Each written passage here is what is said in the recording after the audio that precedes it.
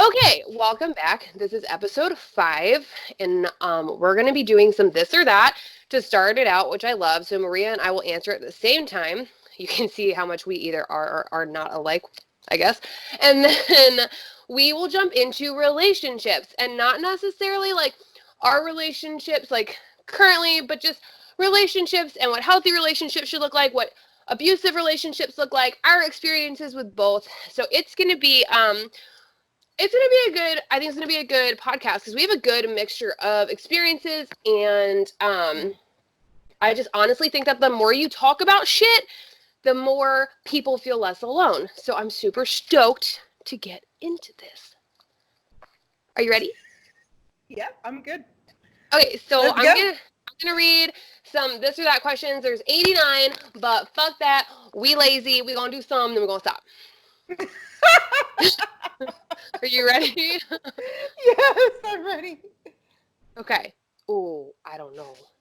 Okay, cookies or cake? Cake. Cookies. Oh man, we're not the same. Okay, cats or dogs? Dogs. Dog. Yes. Computer games. Oh, I know where this is gonna go. Computer or video games? Pop music or rock music? Pop. Pop. You said rock. I don't know. That's hard. I'm gonna say pop. Usually it's pop, but lately it's been rock. Okay. Yeah, I know. I got a tickle right here in my throat. And it keeps going every time I talk, and that makes me want to cough even more. I got a tickle. Okay. Okay. Stuffed animals or dolls?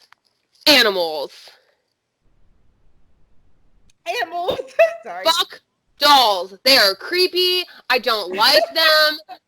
It's a possibility them bitches get possessed. No. Animals. I have one of those antique dolls in my cedar chest. Maybe I'll put it in with your makeup.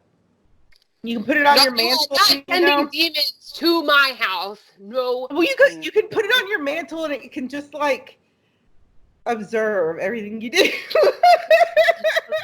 I want creepy fucking porcelain dolls to my life. Thank you. I will have nightmares now.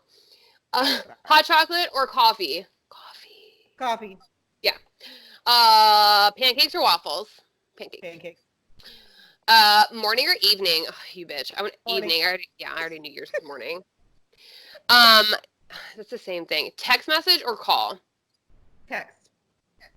Mine kind of depends on the person, but 99% of the time text because there's not a lot of people that I actually enjoy speaking to. It's kind of rude, I know, but like, it's like if I can't have a meaningful conversation with you, like no, I don't want to talk on the phone. Okay, we'll do a couple more. Library or museums? Ooh, Museum. library. Yeah. You're killing me. Summer or winter? Winter. Of winter and fall. Except here, right now, because it's still fucking 65 degrees. Like, the fuck? Anyway. I know. Well, no, right now it's like in the 30s. Ooh, love or money? Love. Motherfuckers. Money comes and goes. That's all I'm saying. Find somebody who's your ride or die, bitch. Okay. A book or a movie? Ooh. Do audiobooks count? Yeah, I wouldn't say books. Yeah. I honestly am not like interested in movies lately. Like I'll watch my Netflix shows and that's it. Okay. I haven't watched very many movies. I watch a lot of YouTube. I don't know if I should have admitted that, but I do. Singing or dancing? Singing. Singing. I can't dance. Shit. I can't sing either, but at least I can sing and not feel weird. So. Who's ready for Christina Aguilera run? Just kidding. I can't do that. I lied. Oh, okay. Last one. Boat or plane? What? Boat or plane? Boat. Boat? Yes. Boat. Oh, fuck that. Why? I've only been on a boat to go deep sea fishing. I almost got thrown off a boat. I've been on boats that rock so hard I thought them bitches was the worst thing I got to worry about in a plane is some dugga dugga dugga dugga dugga, and I'm gonna be like, ah, and then I'm done. Did you just do that? Oh my god! Ah! Yeah, I don't want to get on a fucking boat. Like, I will No. go on a cruise. I will not go on a cruise. Like, you could not What? pay me money to go on a fucking cruise. No. No, you are going on a cruise with me. Thank you. Thank you. Listen, Morgan's new. Okay. Okay, no. She liked like all of my pictures. My Instagram was like 94 notifications, and I was like, oh, the love. I felt so loved. No. She gets it. She gets it. You can't fly. If you fall out of the freaking plane, you can't fly. But usually, like, your chances of like crashing are like at takeoff or at landing, and at that point, you're already in a position where you can like land safely. No, because if it doesn't take off, you're gonna end up exploding. Okay, Oh my seriously exploding. Says, my thing is, if a plane crashes in the water, you're gonna need a boat. In that case, like, fine, I'll take a fucking... No, because your seat acts as a flotation device. Come on now. Which gets you safely to a boat or a raft, I guess.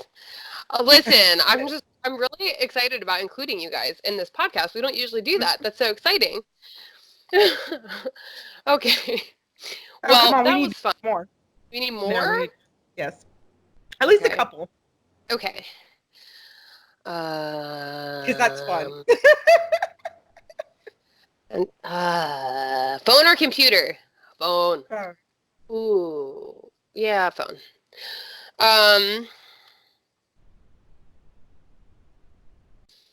This is weird. Sorry, there's like a lot of really weird ones. Ooh, burgers or tacos? Tacos.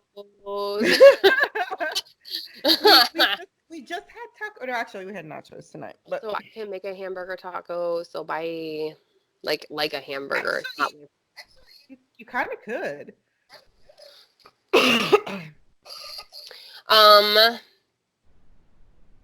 Ooh, circles or squares?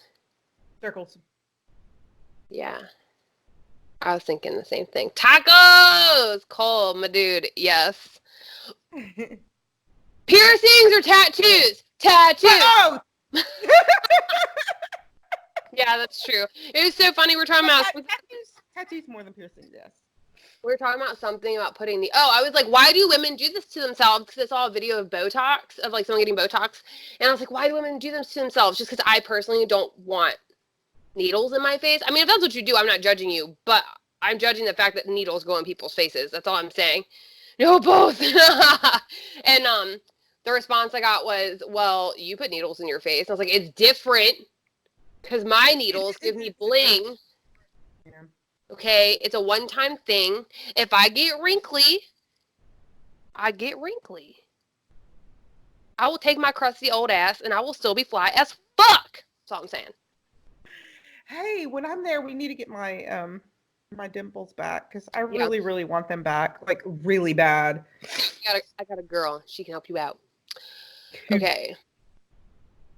Some of these are weird. Okay, one more. Okay. Ooh, it's gotta be a good one, but I ain't got a good one. Oh, why don't? Do you guys have any on the live? Ooh, I like this one. I'll let them come up with one too if they want to. But being too warm or being too cold? I'd rather be too cold. I'd rather be too cold. Because I can cover up. You can cover up. And that's what I tell everybody. Like when I'm driving, they're like, "It's cold. I hate the cold." I'm like, "No, I'd rather have the cold than the heat because you could always bundle up, but there's only so many clothes that you can take off." Right? Like once I'm naked, first of all, that shit ain't cute. Second of all, yeah, I was just gonna say ain't nobody want to see me naked. Okay, trust me. Music or TV? Music. 120%. Yes, girl. That was a good one. I like that one. Tattoos heal faster for me, so I'd rather have 2 hours of burning than 6 months of gross stuff. Fear. Pullover or zip? Really? Oh, well, I don't know. Lately, I've been, as I'm wearing a zip up. Probably zip up. Well, I have the Jeffree Star pullover, and I'm getting used to that, but I honestly would rather have a zip up. I typically go for my zip up over my pullover. Look, Cole's like, what are y'all doing? But Cole, you look cute in your pullovers. Like, I literally look like a fucking potato sack. So sorry. Oh my god, it's so weird to see like myself down here and I have like this like fake fucking lash filter on, and up here I still look like an emo 12-year-old boy, and I'm just like I'm confused. I remember when Mark first saw you without like makeup or anything. He's just go, you look like a 12-year-old boy. I know. And you know what? I'm so glad he says that, because I say this shit all the time and everyone's like, no, you don't. You're so pretty. And I'm like, okay, first of all, don't fucking lie to me when I know that I look like a 12. Like, it's fine. I have accepted it. If you put my little brother and I side by side when I have no makeup on, same fucking person. The fuck? Sorry. A zip up is comfortable. Yeah, pullovers make me feel like I'm checking myself. Maybe it's because I'm fat. So Ice or no? Oh, ice. Always. Ice.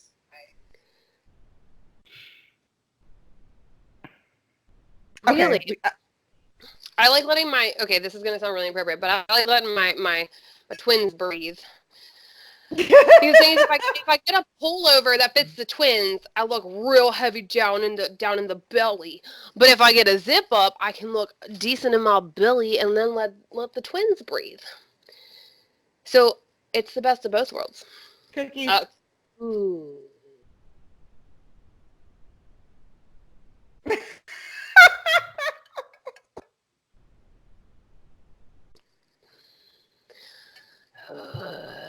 I don't want to pick. Cake or pie? Pie. Unless it's cheesecake. Oh, I guess I should let the podcast people that are watching on YouTube know that my dog ate my glasses, so I'm stuck with these colored contacts right now until the first of the year. So you look fucking beautiful. I may look a little odd. Instagram. You know what? Like, literally a couple years ago, I would have said Twitter, because Twitter is just like a stream of consciousness, like kind of da-da-da-da, whatever. But I feel like that's TikTok now, just videos instead of text. Anyway, camping or glamping? Ooh, I have no idea. I guess probably camping. Yeah. I've never been glamping. I've never been camping either. What? I'll take you camping. Who wants to go camping? I'll take you camping. No, you don't understand. Like, everyone who's on this live right now will go camping with us. That is like that. This is my family. Say hi to my little family. Hi. I didn't even tell Maria like that. Yeah, this is the fan club family. This is just a fan club family. I can't talk. Whoa, what? I'll go camping? Fuck yeah! I told Cole that if he needs a break from life, I'm gonna fly him out here. I'm just saying. Where's he at? I have no fucking idea. But he's been having a rough time. And I was like, I will buy you a plane ticket, bitch. Let's go. We do love doing things together. Baby Toast camping trip. Yes. Maria's like, what? This is you have to get on TikTok and get on Linnea's lives.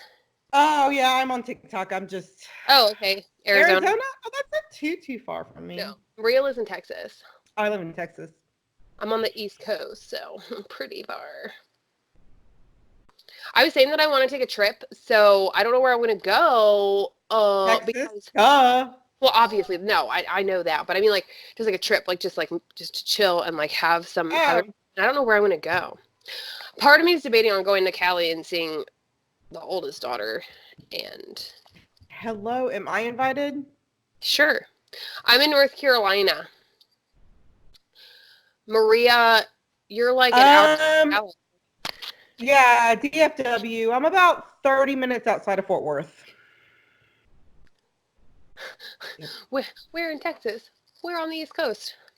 Right, we were very vague. I know. Sorry. Yeah. Okay. So that was fun. I enjoyed that. That was fun. I enjoyed the audience participation. Thank you, guys. No, we should start doing this from now on, like getting on lives and kind of doing the beginning with the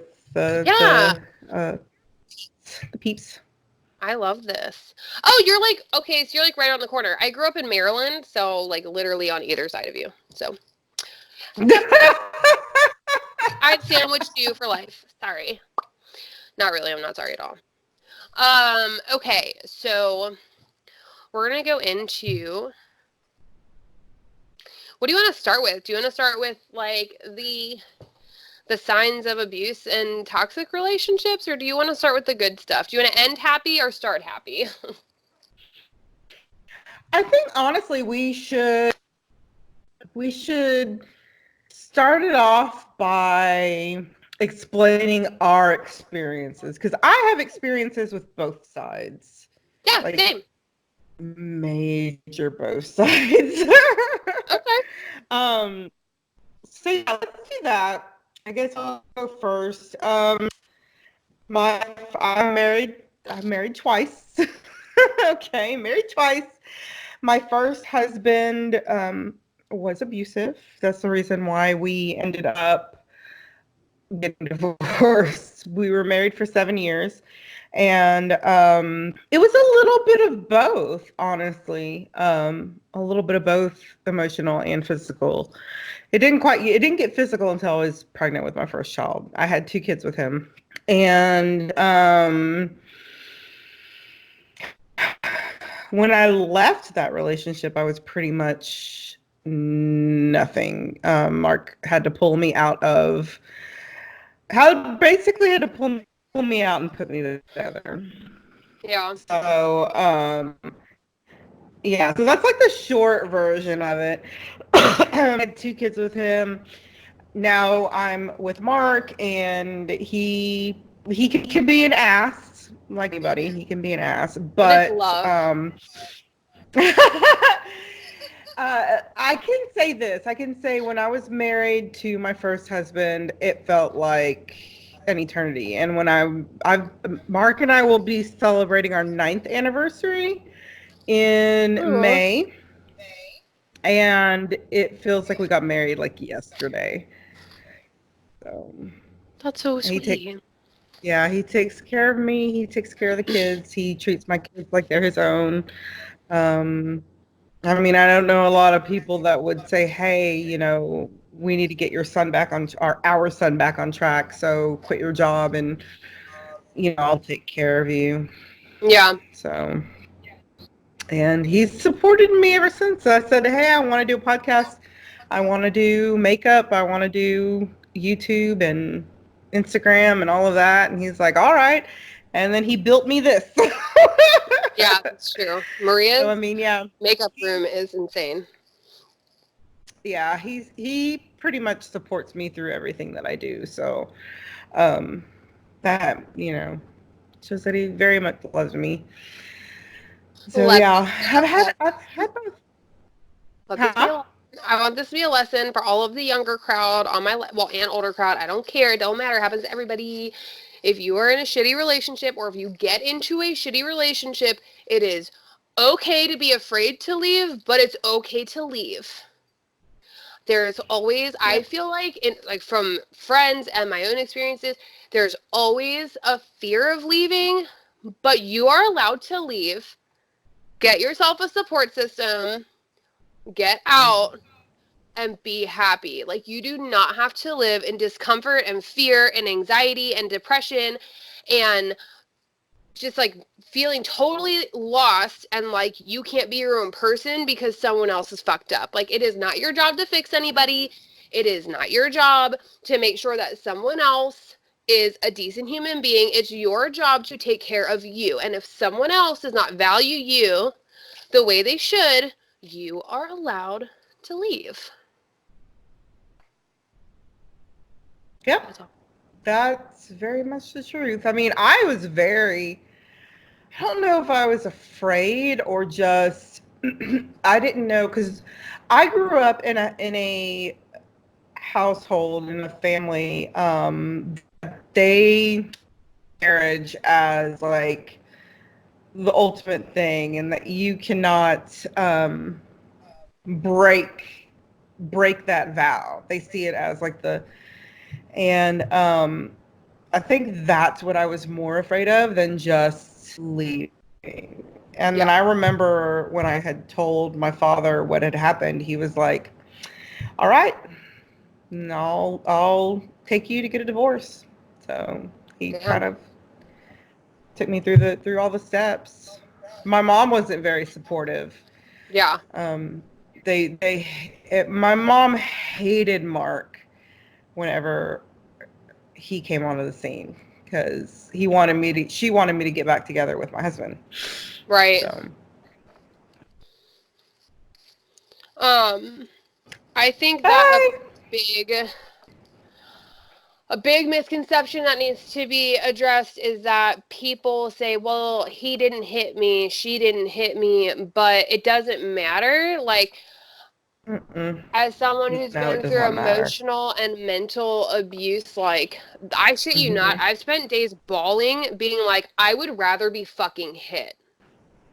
Because hit me, like, that's one and done. But, like, you degrade me and belittle me and tear me down, that is emotional damage that I have to now build myself back up for God knows how long.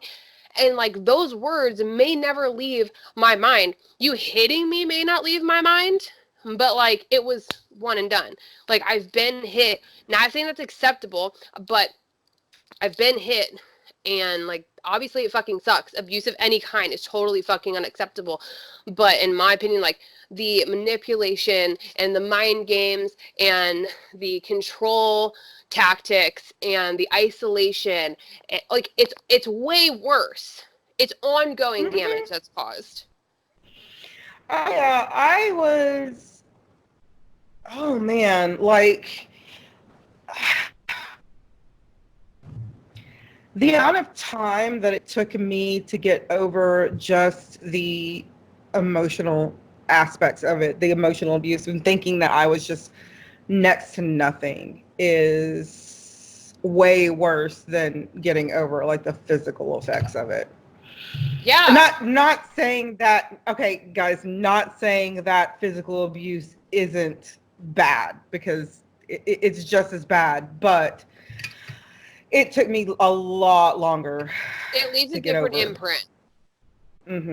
Yeah. So big things that I learned I was constantly in shitty relationships. I have been manipulated, controlled, just treated like absolute garbage, like made to feel like I was, like Maria was saying, like I was nothing.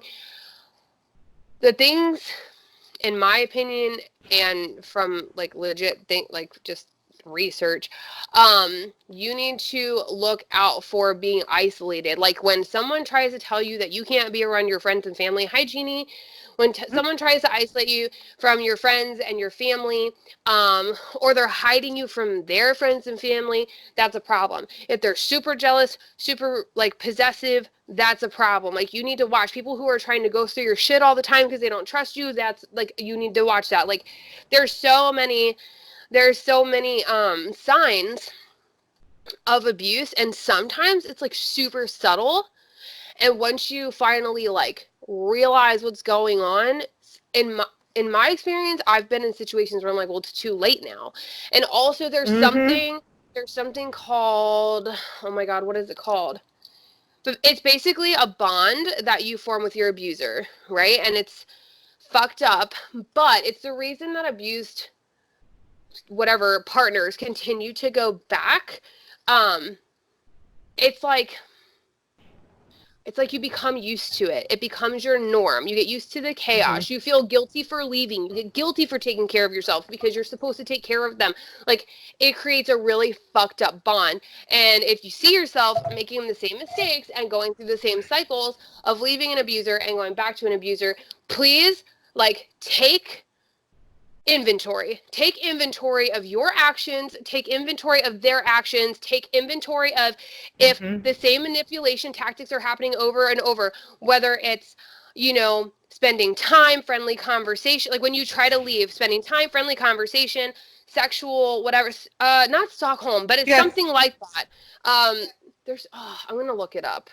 Hold on, what is it called? Trauma bonding. That's what it's called. It's called trauma bonding. We're going to read it really that quickly. I've never heard of. Okay, so trauma bonding occurs as the result of ongoing cycles of abuse in which the intermittent reinforcement of reward and punishment creates powerful emotional bonds that are resistant to change. That's trauma bonding. That was via Wikipedia. P.S. That is what it is. I just couldn't remember what it was called. So basically, like, for an example, someone treats you like shit, treats you like shit, treats you like shit, then you do it they want you to do, and then all of a sudden you're the best thing in the world, and they're loving on you, and they're giving you the attention that you've been craving for so long, and they pull it back. They are in a power of control.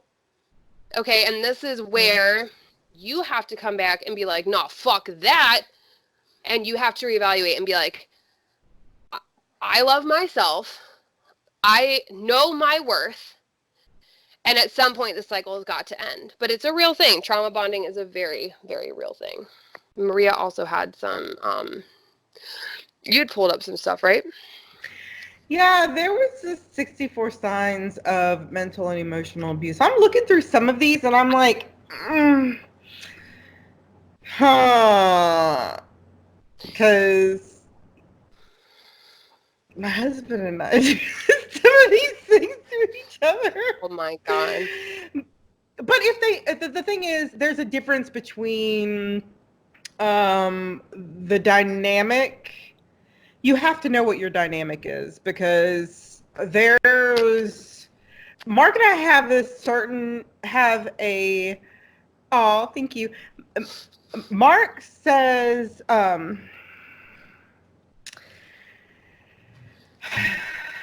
do we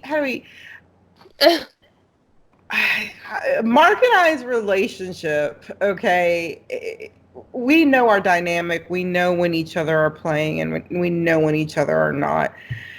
So it's kind of, because I'm looking at these, okay, name calling. That one never happens. Right. They blatantly call you stupid, a loser, or words too awful to repeat here. That's a given. Derogatory pet names. My chubby pumpkin. So this is just more name calling and not so subtle disguise. They're not terms of endearment. Character assassination. This usually involves the word always. You're always late, wrong, screwing up, disagreeable, and so on. Basically, they're saying you're not a good person. Yeah, I was reading that. Oh, yeah. Yelling, screaming, and swearing are meant to intimidate and make you feel small and inconsequential. I swear just because that's my vernacular, not because I'm like, fuck you, you're an asshole. Like, I would say, fuck you, you're an asshole, joking. Like, does that make sense? Yeah, but there's a difference, though. That's what I'm saying. Some people in some relationships do this, but it doesn't mean, Yeah. Well, okay, I don't know how to explain it. No, but I cuss like a sailor just because that's how I've been for a long time. So like if I'm in an argument and I'm like, what the fuck? It's not because I'm like, what the fuck? Like trying to be intimidating. I'm just like, dude, what the fuck? Because that's just how I talk. So it's really, I think that's like an important thing too, is like knowing your partner, because anyone I've ever dated can definitely tell the difference if I'm like actually pissed. And I've tried to get better about that. I think this is where that's where mindfulness comes in, because you can also be abusive like unintentionally, just because like you're having a reaction to something. That's where mindfulness comes in, and it's like, how pissed off would I be if this person looked at me and was like, fuck you? So you gotta stop and be like, I'm gonna stop from saying something that I don't want to say. Give me a minute. I ask for room to breathe a lot, because I can't do it. Well, I do too. And I was talking to you about this earlier. I need my time. Yeah, well, like sometimes you just need to, yeah, dude.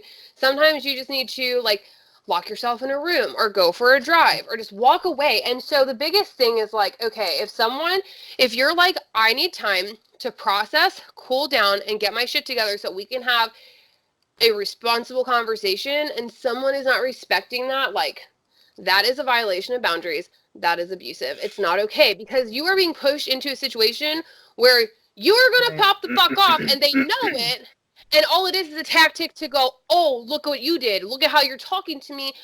When in reality, like, sometimes we just need to cool down. And the thing with the cool down period is that you can't be like, I need to cool down and then never come back to it. You have to cool down and then come back and have the conversation, because otherwise, like, that's your own form of just like, well, I'm just going to leave that over there. It's like basically dismissing the issue, saying that it's not important to you if you don't come back to it. Even I know that I've not come back to topics just because I'm afraid of the backlash. Or I'm afraid. My gosh, I did that a lot. Yeah. But I mean, at the end of the day, if you can't communicate with that person, if you can't come back, if you are afraid to come back and have that conversation, you need to leave. Like, end of story. Yeah, that's the thing. You can't be afraid to talk and to have the hard conversations. And that's the thing. I think that really is what makes my marriage work right now, is that there's like nothing off limits. We know everything. And a lot of people say, there's some things that you should keep quiet. We know everything about each other. There is like stuff that he would not tell like anyone that I know. Heather knows only because she is my best friend. So, but there's things that he wouldn't say, and if anybody found out, he would be very, very embarrassed. But that's the thing. We're really, really open with each other, and if somebody is doing something that they don't like, you can't be afraid to go to that person and say, hey, this is the way I'm feeling. This is what's going on. And then have a discussion about that, because that's what we do now. There was a time when I was, it's sad to admit, there was a game that I used to play, and Heather would know because we have conversations about this. It's the game that I met Dylan on. There's a game that I used to play, and it kind of got in the way of a lot of things. And he had to sit down with me and say, look, this is what's happening. And of course, I didn't see it because I'm in my own little world at times. And my last marriage would have either called me names or would find a way to, like belittle or, things like that in order to get me to quit. Instead of, hey, look, you're sitting here and this is what's going on. This is how I'm feeling. We need to talk about this. We need to have some boundaries, things like that. And so I can see the huge difference in the dynamic of both relationships, and how, and some things were similar because, I loved both of them, and other things, of course, are complete opposites. But let's get back to this list. So, hold on. Morgan is saying that you need time is important because my ex used to just walk away and then scream at me when I got worried about where he's going. I think that is totally valid. Communication is like number one. Even if it's like confrontational, it's important. And like, I used to be a people pleaser, so I would just be like, okay, I went through like weird phases. I went through a super confrontational phase, but like an aggressive confrontational phase. And then I went through my really passive phase of just like, we're going to make everybody happy. And like, that comes from my childhood, which I already know. And now I'm in this place of like, I'm going to tell you what you need. Like, I'm going to tell you what needs to be said. And if you don't like it, like, I'm fucking sorry. However, like Maria, I've sent Maria pages of text between like me and just other people that I've had conflict with. And when I know that it's confrontational, when I know it's conflict, I am very careful to use like I statements, nothing attacking, little to no vulgarities. Like, you have to approach it properly. In a different way. Yes, but don't be afraid to be like, yo, this is how I'm feeling. And you know what? How someone else receives that, I mean, if they don't want to hear it, that's not your problem. It is your responsibility to communicate how you feel and communicate it in a respectful way. I think that's the most important thing, because anyone can blow up and be like, fuck you, you pissed me off, I'm so mad, da-da-da, like, you're a piece of shit, whatever. Anyone can do that, but it takes an emotionally mature person to sit back, take a deep breath, and be like, listen, I feel this way when you do this, and therefore I need to set these boundaries and make these changes. I statements are so fucking important, because the moment that you start telling somebody, well, you this and you do that and you make me feel this, it automatically puts them in defensive mode. I have fucking 7 years of therapy on this shit, because like I was very confrontational. The moment you start throwing out you, a wall goes up, and it just becomes like deflection. It becomes a lot of defense. It becomes a lot more aggressive, because someone feels the need to keep you out. So just when you're communicating, use language that you would want someone to use. And if you need to calm down and collect your thoughts before you do that, that's fine. I have had conversations where I will go on for days, and I'm like, I feel this way because da da da da, and it'll be on and on and on. And then the response I get is one thing picked out of everything, and then it's like, wow, really? That's how you feel? And that's that moment where I know, okay, well, clearly you're not prepared for this conversation, because I came about this in the most adult and responsible way possible. When you're ready to talk to me, you hit me up. Until then, I'm a do me. And that's that. Yeah, and Mark's one of those people too that kind of just needs time. He needs time when he gets pissed. And the thing is, okay, guys that don't know Mark is a former Marine. He's very much a hothead. And if he stays in an argument when it first starts and there's a confrontation, your feelings are going to get hurt. He has to walk away. And I was one of those people that I was like you. I needed to end the fight there. I needed to talk about it. But I learned very, very quickly that he needs time to cool down, because if he doesn't, he's going to say something that he regrets. Yeah. But yeah, I mean, he's one of those people that if you don't, you're going to get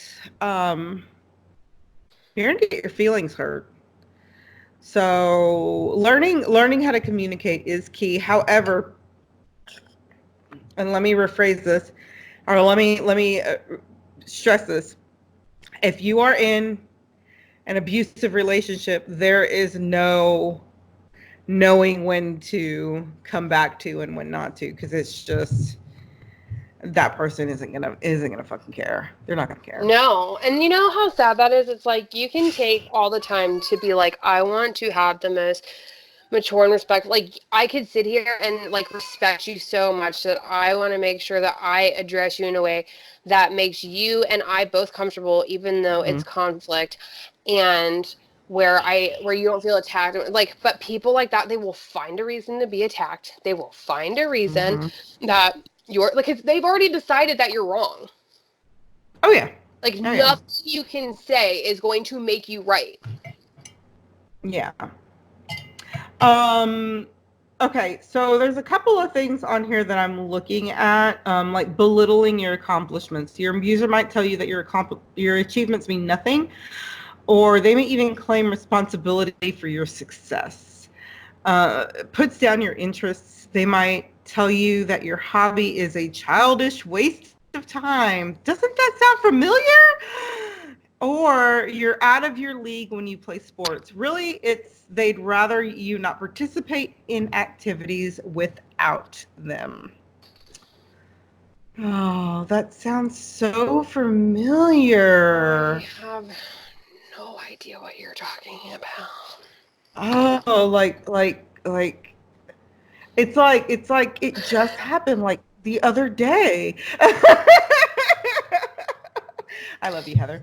I know. And it's so like, here's my thing. And like, I am going to use this as an example. And, you know, if he listens to this, I'm sorry. I'm not trying to be a dick. Like, I'm genuinely not. But I'm the type of person personally, where like if you do something that I find interesting, I'm like, oh, tell me about it. And like I try to involve myself. And then if you decide like, well, this is for me, I'm like, oh, okay, my bad, like I'll back off. I'm not used to inviting people into my world. So like if I want to do music and you want to be a part of it, I need you to say I want to be a part of it. If I want to do this podcast and you're interested in checking it out, want to be a part of it, I need you to say I want to be a part of what you're doing. I feel like my things are for me. I love sharing them with people. Like that's not the issue. I typically don't just offer that though. And it's not out of spite or but I mean, but like I'm also not going to assume that you want to do that. Yeah, exactly. I mean, anytime that you're doing something, I'm like, ooh, I want to hear. But also, I'm like, me and Maria are bringing our podcast back. That's you and me. Like this is our thing. Like this was our thing from the get-go. So I'm not going to look at anybody else and be like, hey, do you want to be a part of this? Because this is our thing. You know, I feel like there are just some things you are allowed to have hobbies and interests outside of your relationship.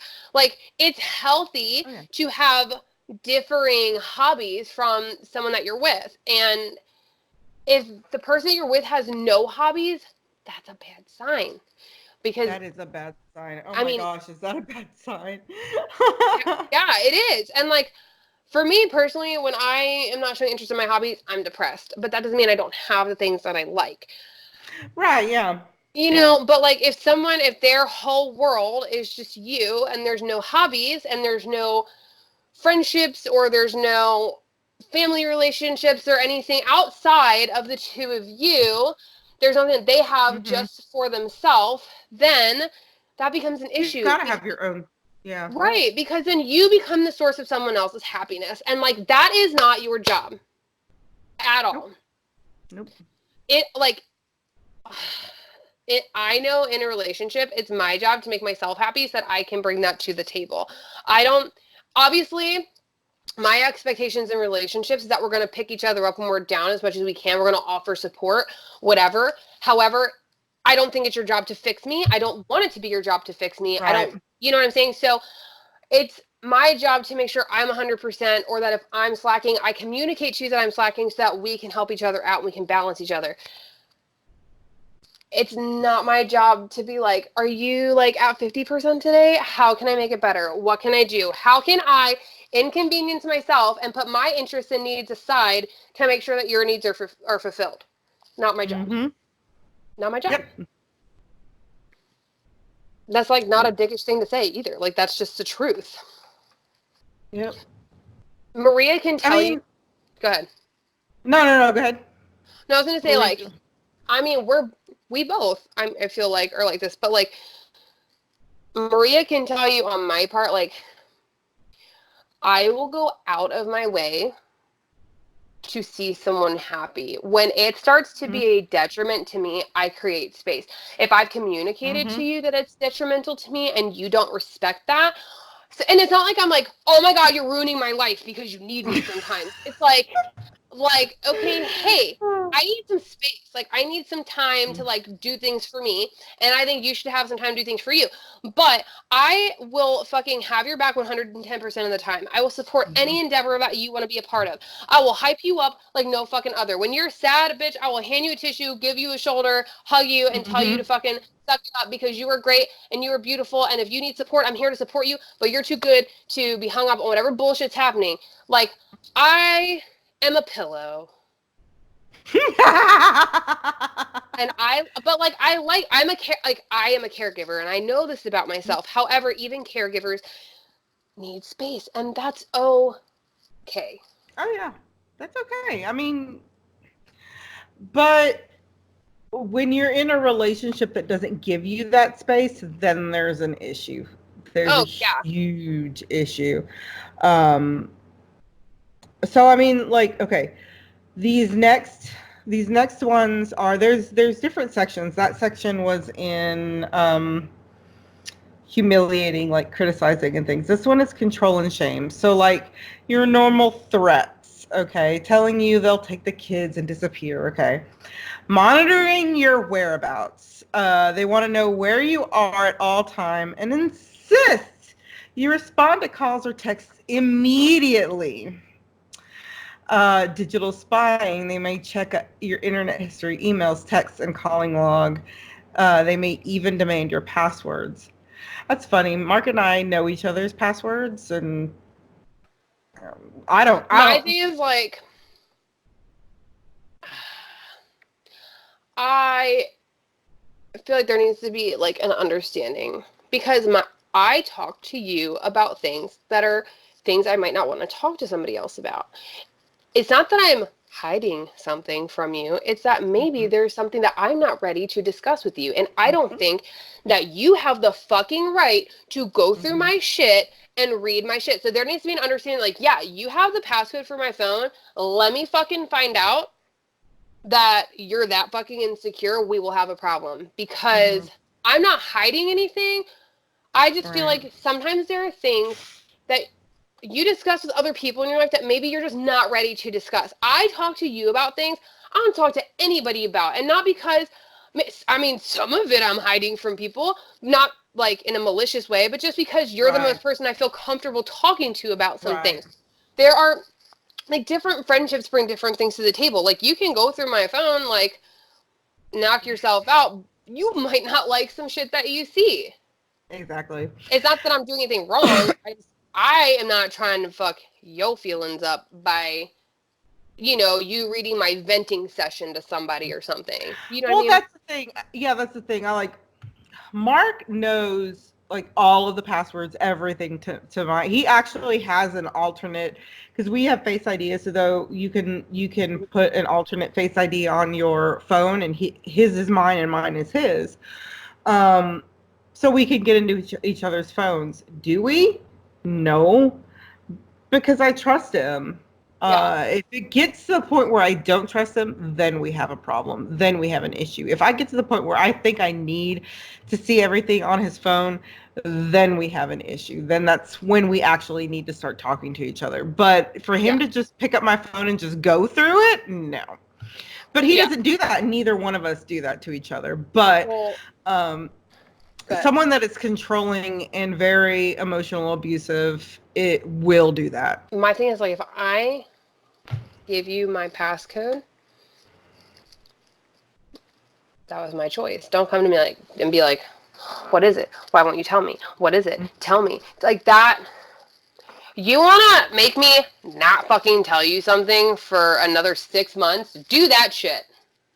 That shit pisses me off, because I am just like, I don't know. It's controlling, and I don't like it. Like, I don't know.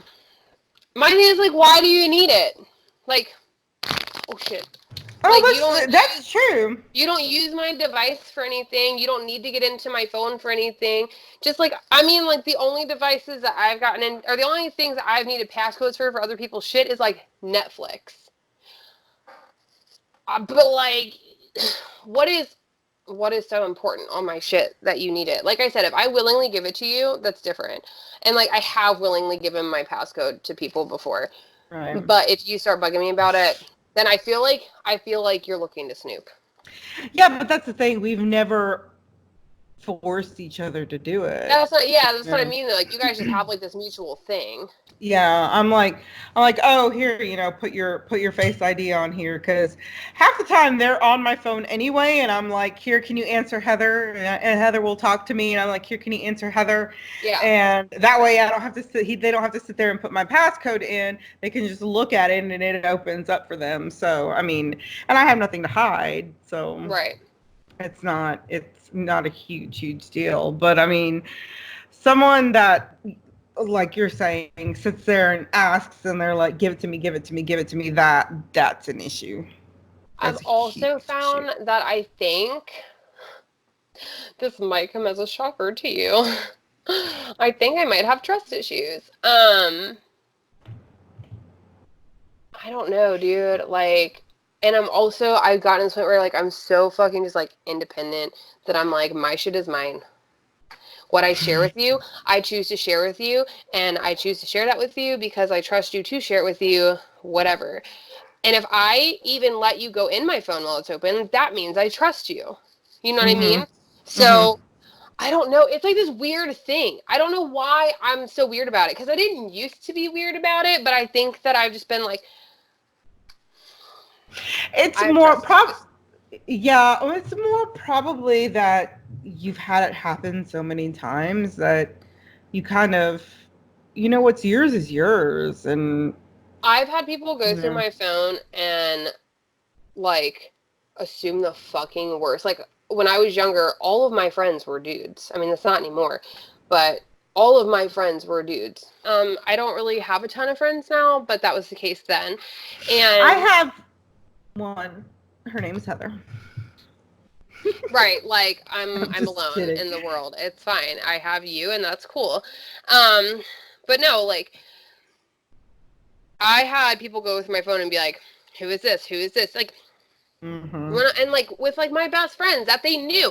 Why are you talking about this? Why are you talking about this? And it was never anything inappropriate. It was never anything sexual. It was never anything like intimate. But but it might be like, oh, I want to vent to you about my day because you're my friend. You know what I mean? And I guess like, but I don't know. Like, I guess I just have a fear of someone being like, why did you talk to them about that? Why did you talk to Maria about this? Why did you talk to whoever about this? Like, why did you talk to your mom about? And it's just like, oh, because I've had it happen to me before several times, and I'm just like, Right. It's not worth it to me. Like, if I wanted you to be a part of that conversation, I'd fucking add you into it. Yeah. And that's the thing. That is one thing I've never had an issue with is somebody, like this is one of the things on here is jealousy. They accuse you of flirting or cheating on them. I've never, ever had that. Like never. Really? Yeah, mainly because I'm not very good looking, so they don't think that anybody would want me. Shut the fuck up, Maria. I'm literally gonna punch her through the screen. Sorry. No. I've never had it, and I think it was mainly because I'm just a very, very loyal person. I'm like loyal to a fault. So nobody's ever really worried about that, but I have seen it happen to other people where I'm just like, what the hell, like really? But yeah, that's one thing I've never had to worry about is people going through all of my things just because they think that I'm cheating on them. Yeah, I feel like mine isn't even, I'm just more like, why don't you trust me? Right. Like I've never opened someone's stuff to go through their shit. When Mike and I had first started dating, Mike was still married. Like, he was separated from his wife at the time, but Mike was still married, and I would get on his computer and the messages would be up. That's different. I wasn't going through your shit. Your shit's up, and it's dinging in my face while I'm playing a game. And, I did have moments where I'd be like, the fuck is this? Like, but right. I also got to a point that I realized, like, even if it's right in front of me, it's not my fucking business. And I did not get that at first. And I was very jealous, and I was very like, what the fuck? Because I'm like, well, technically you're still married. Like, and, like, I don't know. But you have to reevaluate and recognize, like, okay, those are my insecurities. I need to chill. This person has given me zero reason to think that I would do anything like that. Yeah, I don't know. It's just, it goes both ways. So I think everyone goes through it on their own part at some time, and everyone experiences some form of this from someone else. And if you don't, like, fucking kudos to you. And that is not shit, right? Like, I would have loved to go through my entire life not knowing what abuse was, like seriously. But the thing is I would also be a completely different person. You probably would hate me right now if I never went through what I went through before, because I was a very self-absorbed human being. Yeah. Before all of this shit had happened. Oh yeah. Oh yeah. I was all about Maria. Yeah. Maria and I get along so well because we're both very much alike in the opposite way of that. Like, we're both very, like, just, like, supportive and giving and, like, kind, and we care too much most of the time. But you know what I find so funny is, like, it's not funny. Don't let me say that, because it's not funny even a little bit. The people who go through the worst shit end up being, like, the most caring and kind, you know, like, and I'm not saying that there aren't kind people who haven't gone through, but I'm saying it's like, once you have been beaten down and you've had to build yourself back up, first of all, you have a whole new appreciation for self-love. And then me personally, I'm like, I want to give that back to somebody. Right. If that makes sense. Oh yeah. I don't, it's like, it's a weird. And I've noticed that too with the influencers or the YouTubers that I actually watch religiously, like Samantha March. She's so genuine and so caring, and I'm not going to go through her story, but she's been through some crap in her life, and honestly, I think going through things like that, which is really sad. I mean, it's like really sad. It makes you a more, well, not everybody, because some people can go through crap and then they just be like heartless human beings. But yes, that's also true. It makes you a little more empathetic to a lot of things that go on in the world. It's so funny because, like, now when I see people treat other people like shit, or like if I'm treated poorly by somebody, or what, like, my first thought is not like, wow, they're so mean, fuck them. I'm like, wow, what the fuck did you go through that made you like this? Like, what's going on with you? Like, who's hurting you? Where is your self-esteem right now? I think the same thing. I'm like, what happened in your childhood that made you such a horrible human being? Like, really?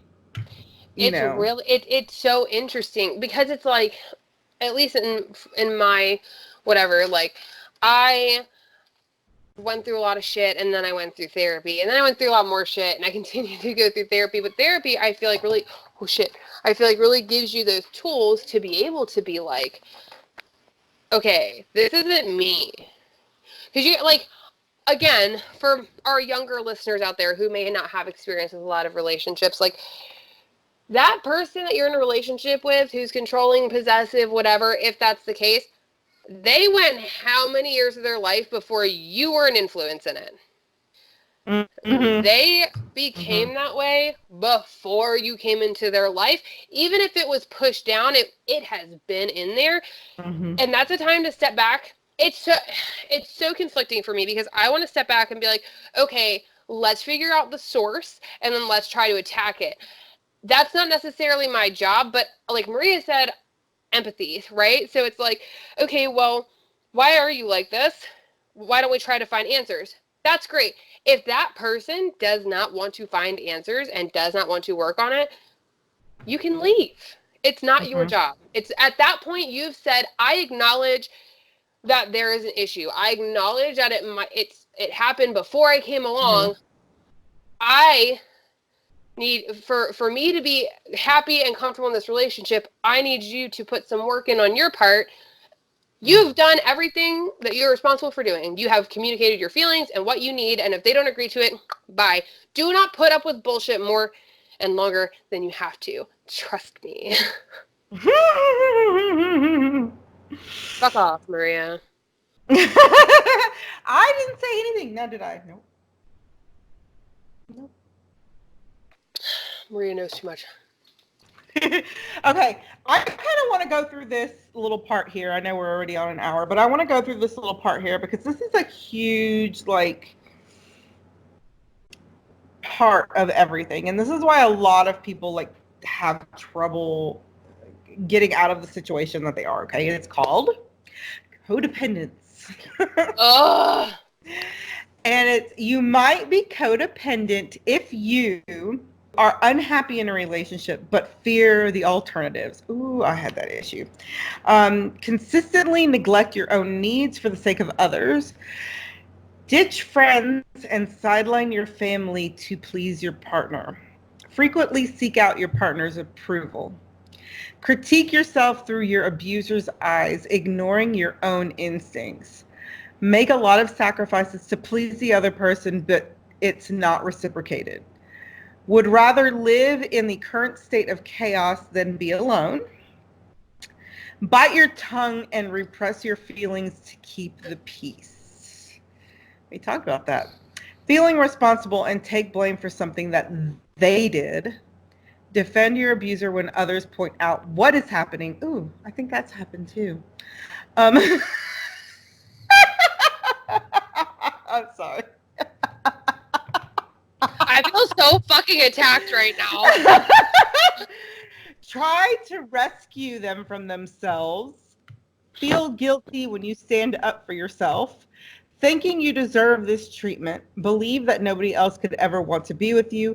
Change your behavior in response to guilt. Your abuser says, I can't live without you. So you stay. Yeah.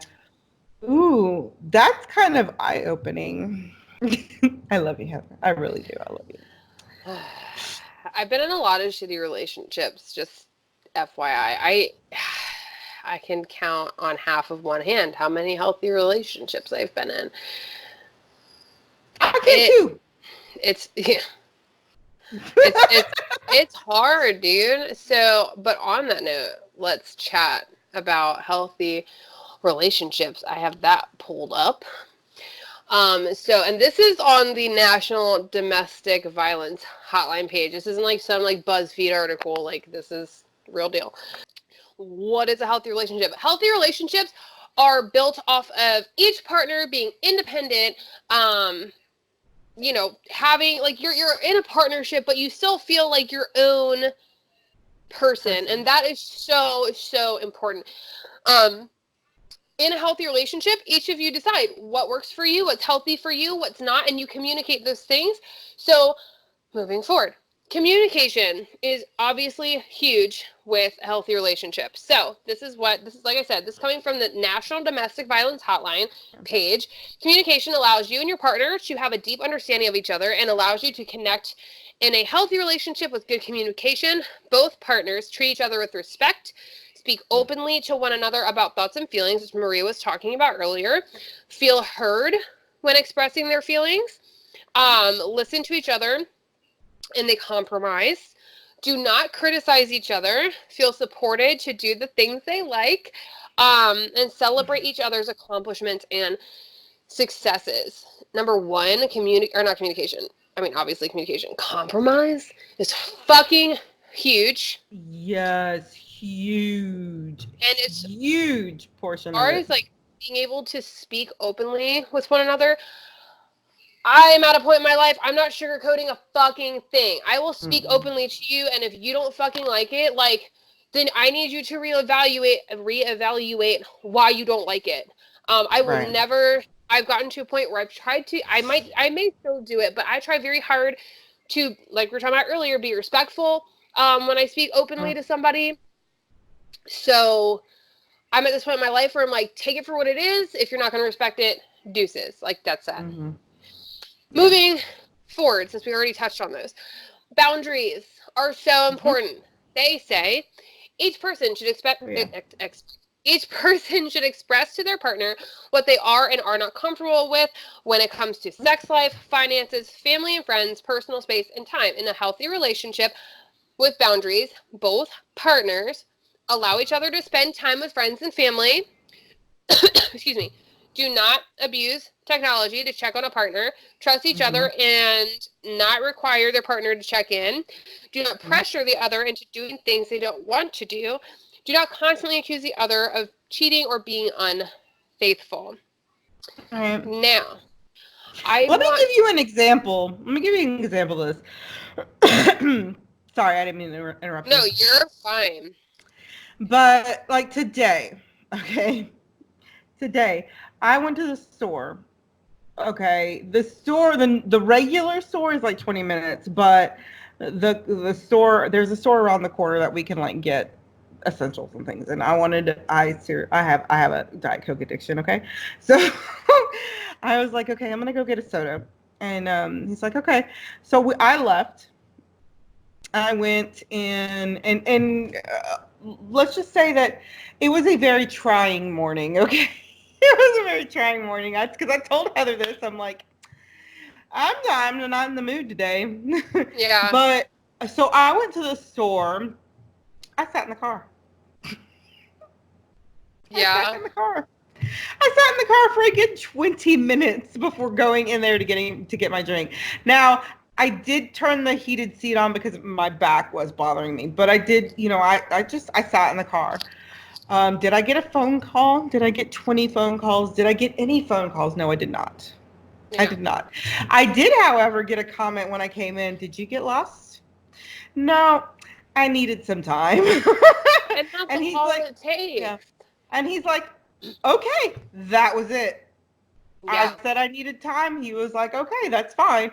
And end of story. It wasn't this berating like, why did you need time? This and that. And there's been days when Mark just like leaves. He's had enough, and he just gets in the car and he leaves. And I'm like, all right.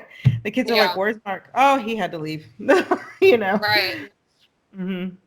So This next section I am particularly passionate about.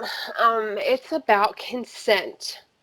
oh Let me preface, okay, and I promise everything in this website will back me up. Number one, you can withdraw consent at any time. mm-hmm.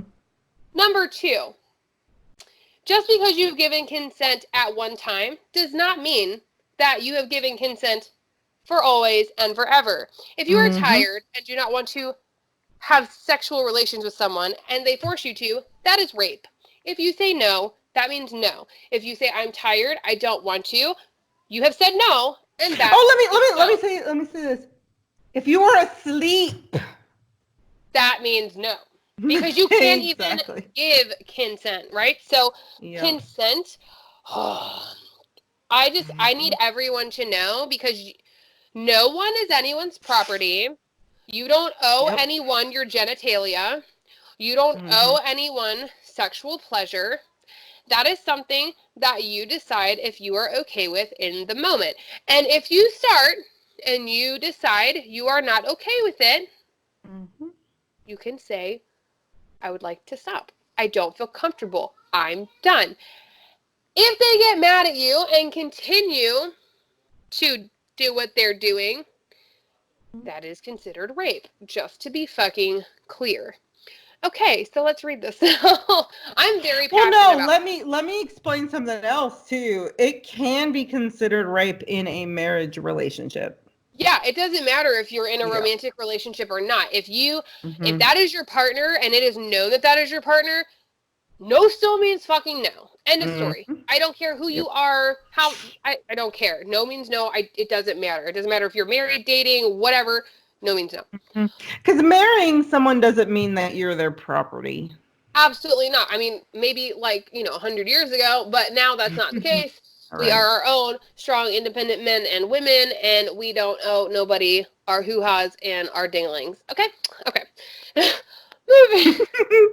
And that's what I just called a penis a dingling, but YOLO, we live in this bitch right now. Okay, so this is, what is consent? Consent allows both partners to express what they do want to experience. It can be a moment for both partners to openly express to each other what they're looking for. The saying yes means yes can be empowering and useful in thinking about what consent is. So just like no means no, yes means yes. Okay, consent is ongoing. Both partners, ongoing not meaning that once you consented once, that's it. Both partners should keep giving and looking for consent. Just because you've given consent to an act before doesn't mean that it becomes a given every time. This idea also relates to new relationships. Just because you've given consent to something in a different relationship doesn't make it automatic in a new relationship. I hate when people are like, did you do that with whoever? Did you do it with your ex? Have you done this with so-and-so? Well, if you did it with them, why won't you do it with me? Like, it doesn't matter. If I don't want to, I don't want to. Like, end of story. Mm-hmm. I don't know what to do that. That consent is definitely the truth. Yeah, no. Oh, and also, maybe because that relationship was 10 years ago and I'm a little more fucking mature and I care about myself more now. Okay, thanks, bye. Consent is not a free pass. Saying yes to one act doesn't mean you are giving consent to other acts. Each requires its own consent. Example, saying yes to oral sex doesn't automatically mean you're saying yes to intercourse. Thank you. Let anybody, male or female, be like, oh, you started it, now you have to finish. Fuck you, I ain't gotta finish shit. If I don't want to, I don't want to. Deuces. Like, no. It's fine. You don't have to do anything.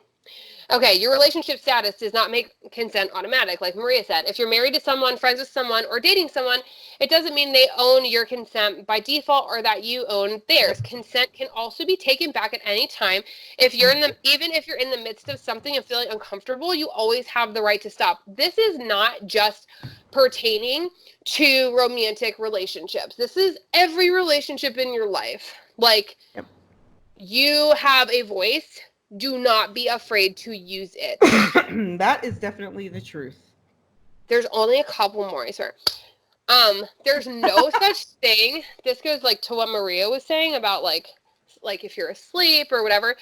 There's no such thing as implied consent. Thank you. Thank you. Thank you. Yes.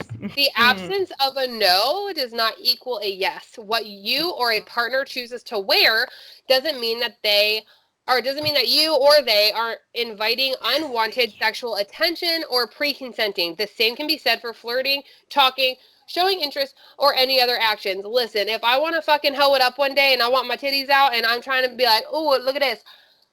Okay, maybe I'm feeling myself and I'm feeling confident. Doesn't mean you can touch them. That doesn't mean that I'm walking out the house dressed the way I'm dressed so that you can be like, ooh, let me smack your ass. Or, ooh, let me touch a boobie or something. Like, absolutely fucking not. If I want to look cute for me, don't fucking touch me. Right. I think that's fair. I do too. I think it's totally fair. It's rare that I'm trying to look like a hoe, but when I am, let me live. Like, hello, I'm just throwing that out there. Okay. It's not consent if you're afraid to say no. It is not consent if you are afraid to say no. So it is not consent if you are being manipulated, pressured, or threatened to say yes.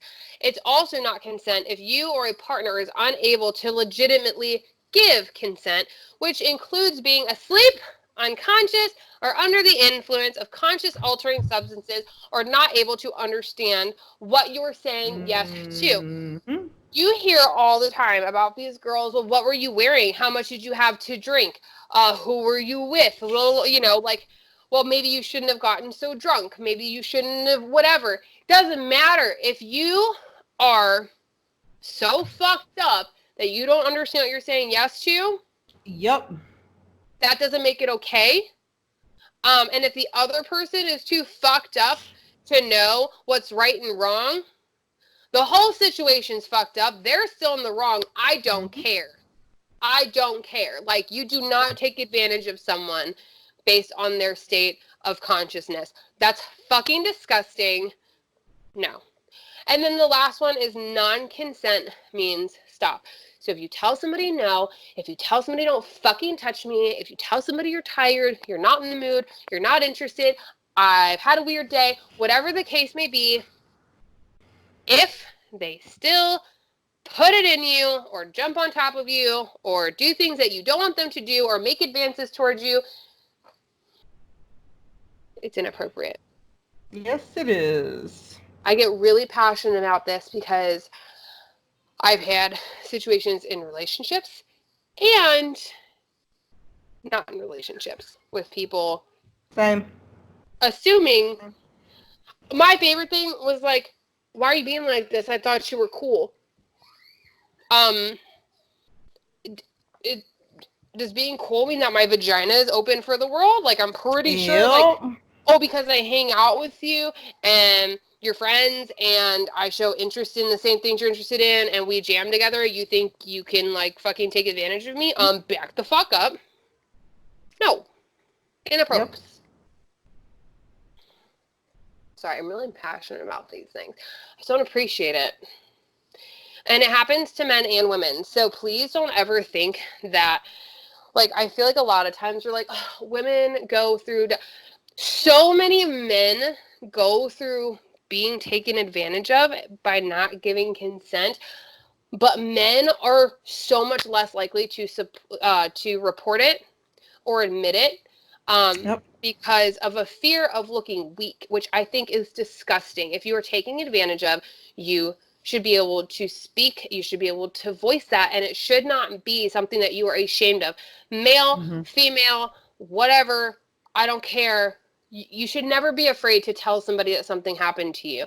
And as a society, we need to stop looking at men and going, really, you let a woman do that to you? Like, shut the fuck up. Mm-hmm. That's terrible. Sorry. I might know a few people that those types of things have happened to, and it just makes me so sad because men don't want to talk about it. And I'm like, you know what? Sometimes bitches get drunk and they have like She-Hulk strength, okay? So like, or you might get so drunk that you're just taken advantage of. It goes both ways, and we should be able to openly admit and talk about that. Right. There's like such. This is why I love Maria and I. Maria and I don't care about talking about topics that are uncomfortable. That's the truth. And we don't care about talking about them in a candid way that isn't scripted and bullshit, because I was just talking to someone about this. Who was I talking to about this? I don't know. But I feel like mental health is, I think it was you. Mental health, when you hear people talk about it, it's like, do you have this problem? Here are the steps you can take. No, let's just fucking have a conversation. Are you being taken advantage of? Because, like, I will fucking kill a bitch. Just kidding. I won't do that. But I will report somebody. I will get you help. I will find you resources. Like, it is okay to talk. And if you have one person you can confide in, I don't care if they are your next door neighbor or they live across the fucking country. Talk to somebody. Excuse me. It's my apple juice. I am a child.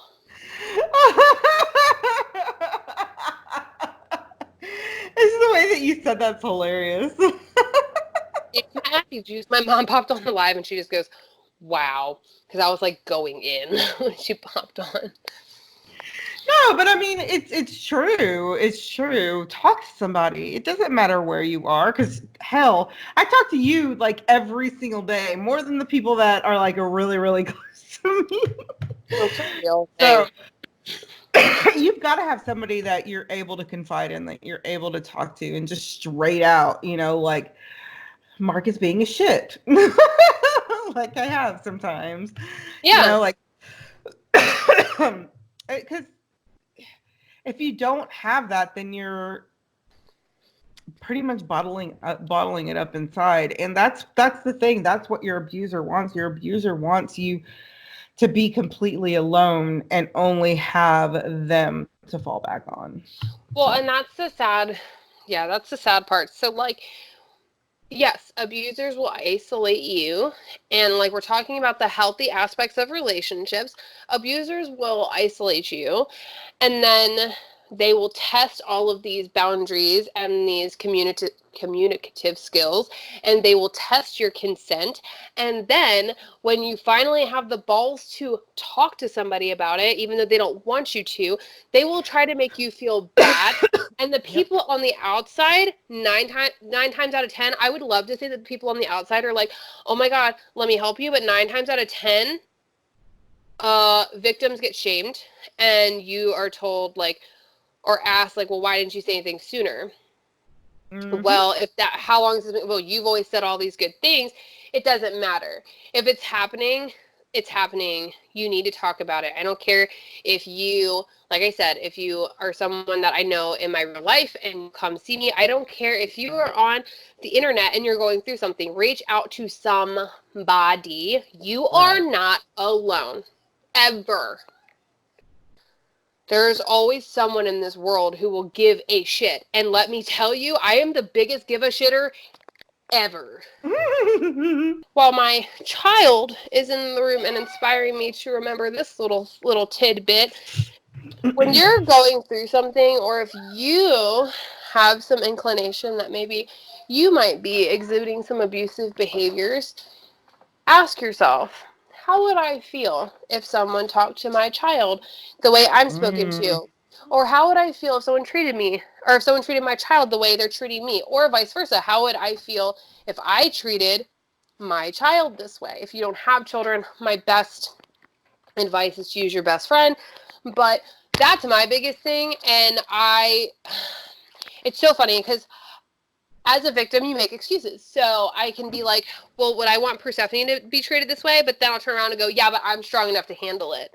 And like, maybe I'm, maybe I'm saving some other girl who's not strong enough to handle this relationship by being in it. When in reality, that is so fucking false. Like, you're not responsible for that.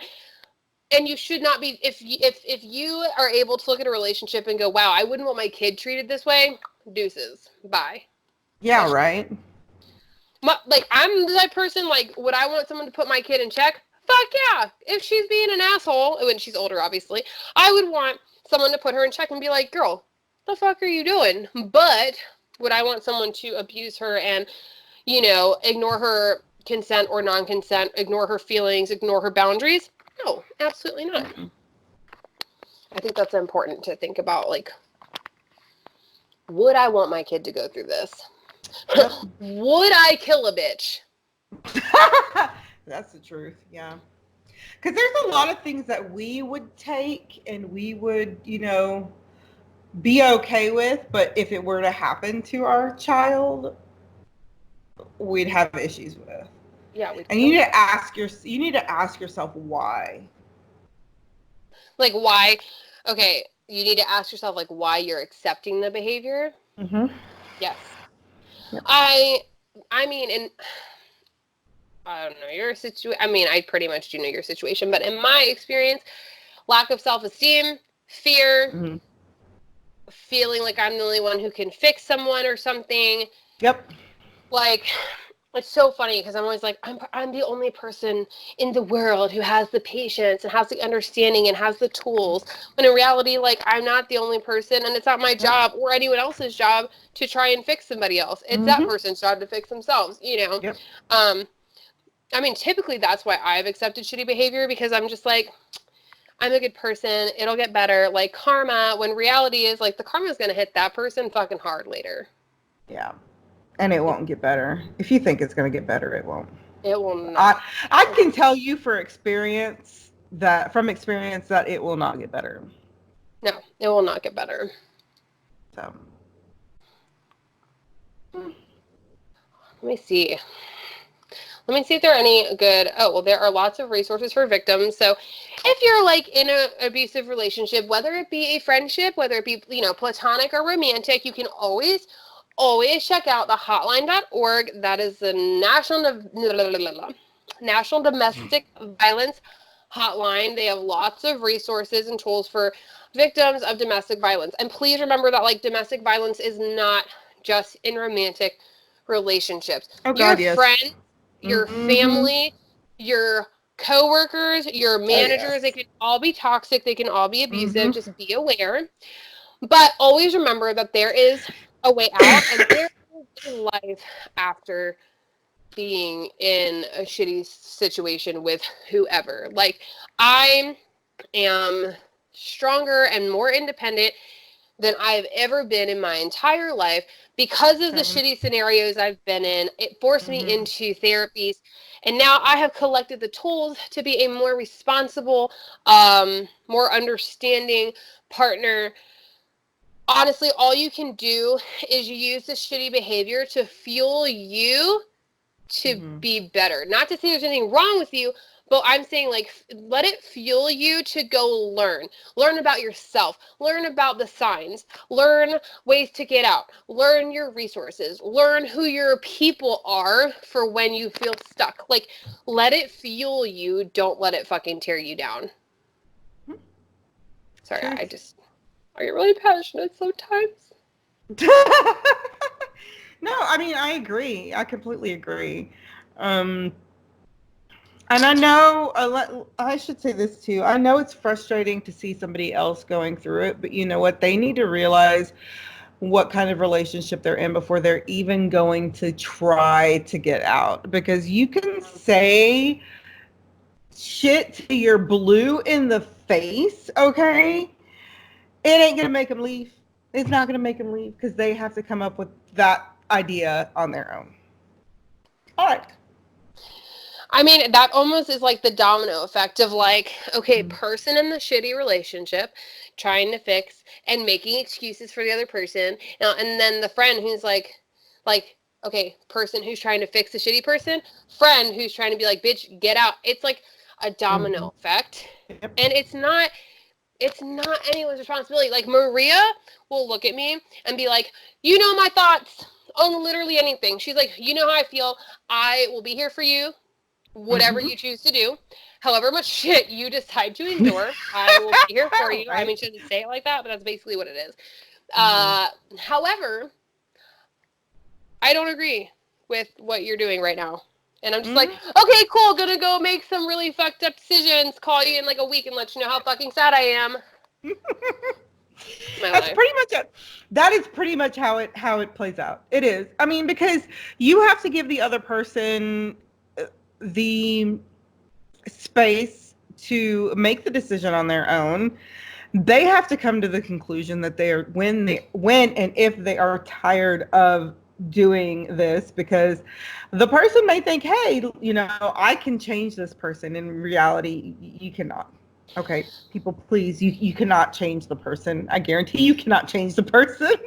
Also, can I just say, like, kind of not off topic, but just like my little tidbit of advice, build a foundation. And not a foundation that is constructed in someone else's brain that they've already figured out before you even know that it's happening. I mean, like, a manipulated foundation. I mean, build a foundation. Have a friendship. Get to really know someone. I used to be really bad about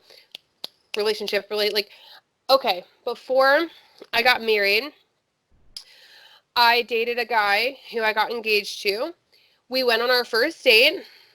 This tells you how codependent I used to be. We went on our first date. I never went home. I stayed at his house. I moved in. Like, literally, first time we met, I went back to his house. I stayed there. That was Steven. I didn't go home for like a hot minute. And that relationship ended pretty shitty. Yeah, you gotta have a good foundation. You have to have, like, trust and understanding, and, like, you have to know where the other one's coming from. You also, I think it's important to know people's past traumas and their past relationship experiences as they're willing to open up about them, because for me, if you tell me, like, okay, well, I've been through this, it makes me reevaluate, like, how I handle things, and also it makes me more aware of how to talk to you. It doesn't mean that I necessarily am an abusive person, but I understand things that may trigger you to feel defensive. Right. Well, and I've had some people, not naming names, but I've had some people where I'm like, okay, this is what I've been through. This is why I am the way that I am. And if they're like, well, that's not me type of thing. Okay, I understand that's not you, but you need to realize that this is why I'm reacting the way that I am reacting. You need to be sensitive to that portion of my life. Because it takes some time to get over the trauma that I have been through. if they don't take that into consideration, that's probably a sign that you really need to not be in that relationship. Because I have, like Heather, have jumped like into relationships because the person was nice to me. Okay. Yeah, same. Because the person was nice to me, and then come to realize that if I, I got to the point where I was so afraid of bringing up my feelings to them because they would run off and leave. Okay. And eventually that would happen anyway because they're an idiot and they are only about themselves. You've got to find somebody who is not that way and is not going to come to find any excuse just to hightail it and run. That's where it comes into play where where I'm at now, where I've got somebody that understands what I've been through and is very, very conscious of what he says to me. And if he says something very shitty and I take it, or says something jokingly and I take it wrong because it's what I have been through. Yeah. Even though he didn't mean it that way, he will come to me, look, I'm sorry. I really didn't mean it that way and I should have thought about it before I said it. Y'all cannot hear Maria, but she's spitting fire. So like when the podcast hits, like y'all need to listen. Which is not this Wednesday. It's next Wednesday. We do have one this Wednesday. We're not getting into that. No, it's real though. Like, I don't know. I really just wish, honestly, like everyone has trauma. Everyone has something that makes part of them fucked up. Mm-hmm. That's fine. That is totally fine. However, there comes a point in your life where you can't blame your parents, you can't blame your childhood. You hit an age where it's your responsibility to work through it and become the person that you choose to be. And when you do that, you can have healthy relationships. Like, utopian kind of view, like if everyone could just get along and love each other and communicate and be kind and be understanding and be supportive of everyone's loves and passions, that would be so nice. Okay. Like, I'm just saying, like, I can't imagine like looking at someone and just like belittling them and degrading them and like being a manipulative dick. Like, I cannot fathom that. Like, you might not like what I have, or I might not like what you want to do, or what you have to say, or your feelings on something. However, like, it doesn't matter if you feel that way. I can't tell you don't fucking feel that way. If you're telling me, like, hey, you're making me feel unimportant, I can't look at you and go, that's not true. So you're lying. You can't make me look bad like this. Because, I have heard that in front of doctors. I've heard, excuse me, you are not about to make me look bad. Right. Because people don't want you to tell the truth to somebody who can fucking do something about it. I shit you not. During an evaluation. So fucking true. So fucking true. And like, I don't know, dude. I know I'm amped up right now. Oh, I am too. Trust me. I'm a little more calm because I've had outside factors. Yeah. I've been drinking, so I'm a little more calm right now. But trust me, I am too. I mean, there's just.